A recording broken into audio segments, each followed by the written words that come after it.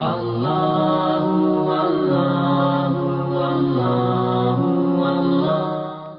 کا عنوان ہے آیت الملک، اور آج بھی ایک آیت نہیں ہے، یہ دو آیتیں ہیں۔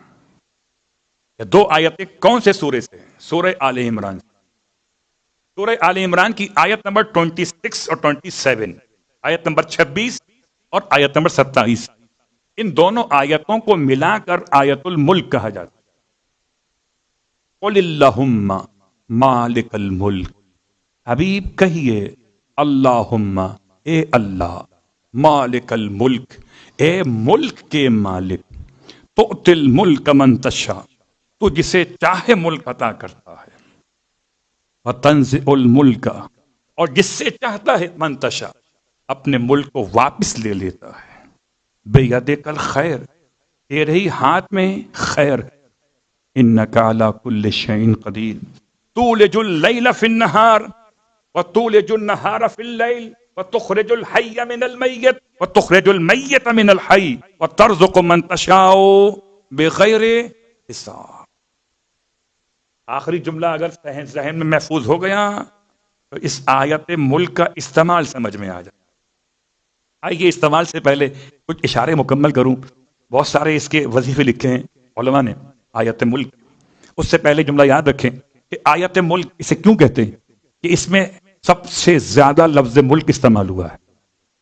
قل اللہم مالک الملک، ایک ملک، توتی الملک، پھر ایک ملک، تنزع الملک، پھر ایک ملک، 3 دفعہ لفظ ملک کو استعمال کیا۔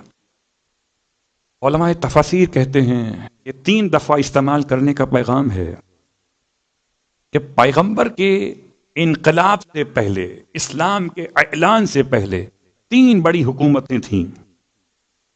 ایک فارس کی حکومت، ایک روم کی حکومت، ایک یمن کی حکومت، اور پیغمبر کے اس انقلاب کے بعد تینوں حکومتیں آہستہ آہستہ زوال پذیر ہوتی چلی گئیں، عروج خدا نے محمد کو دیا۔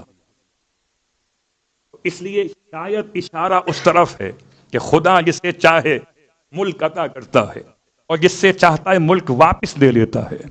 وہ اقتدار بڑا پرانا تھا فارس والوں کا، وہ اقتدار بڑا مضبوط تھا روم والوں کا۔ کیا مضبوط تھا اقتدار یمن والوں، مگر سب ختم ہو گئے پیغمبر کی ذات مقدس۔ پھر اس کے بعد پروردگار عالم نے اسی آیت ملک میں اس کی علامتیں بیان کی۔ کیسی علامتیں بیان کی؟ کہ پہچانو خدا کون ہے۔ خدا وہ ہے جو رات کو دن میں کھینچ کے لاتا ہے اور دن کو رات میں کھینچ کے لاتا ہے۔ میں سوچتا ہوں پہلے کبھی شاید یہ بات سمجھ میں نہ آتی ہو، اب سمجھ میں آتی ہے جب اردو کا محاورہ پڑھتے ہیں، کہیں کہ دن بڑے، کہیں کی رات بڑی۔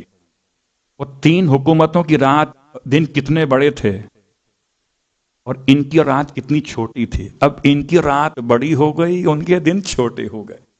ایک محاورہ سمجھ میں آ رہا ہے۔ پھر ایک سمجھانے کا انداز یہ بھی کہ خدا رات کو دن میں کیسے لے کر آتا ہے اور دن کو رات میں کیسے لے کے جاتا ہے۔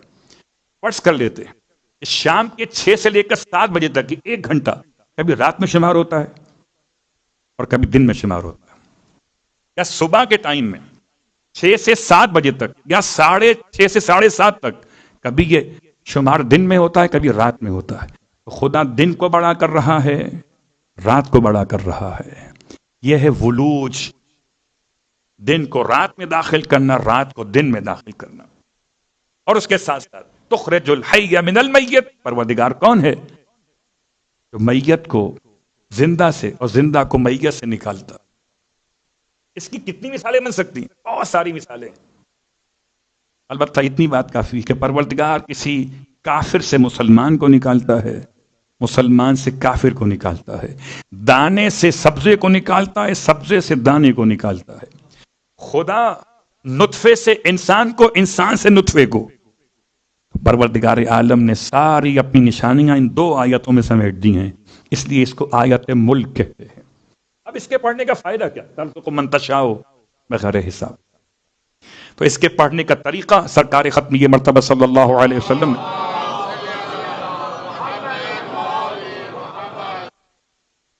معاذ بن جبل سے ارشاد فرمایا، جب معاذ کہتے ہیں کہ یا رسول اللہ میرے پر قرضہ بہت ہو گیا، تو ادائیگی قرض کے لیے آپ کوئی طریقہ تعلیم فرما دیجئے۔ اللہ کے رسول نے طریقہ تعلیم فرمایا کہ اے معاذ، آیت ملک کی تلاوت کرو، اور آیت ملک کی تلاوت کے بعد خدا کو اس طرح پکارو، یا رحمان الدنیا والآخرہ والرحیمہما، اے دنیا اور آخرت کے رحمان اور اے دنیا اور آخرت کے رحیم، تعطی منہما ما تشاء وتنزع منہما ما تشاء، تو ان دونوں میں سے، دنیا اور آخرت میں سے جس کو چاہتا ہے دیتا ہے، اور دنیا اور آخرت میں سے جس سے چاہتا ہے واپس لیتا ہے۔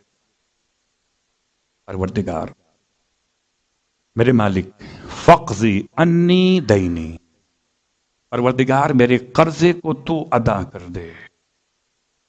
یہ جملہ اللہ کے رسول کی روایت میں آیا، پھر اسے شیخ کف امی علیہ الرحمہ نے کتاب المصباح کے اعتبار سے 2 رکعت نماز کے ساتھ لکھا، 2 رکعت نماز پڑھیے ادائے قرض کی نیت سے، قربتاً الی اللہ۔ اب ایسا نہ ہو کہ یہ عمل بیان کروں پھر آپ قرض لینے کا ارادہ کریں کہ آج تو قبلہ نے بیان کیا ہے اب خوب قرض لیں گے پھر نماز پڑھیں گے، پھر چیک کریں گے نماز سے قرض ادا ہوا، صلوات پڑھے محمد، ایسے ہی ہے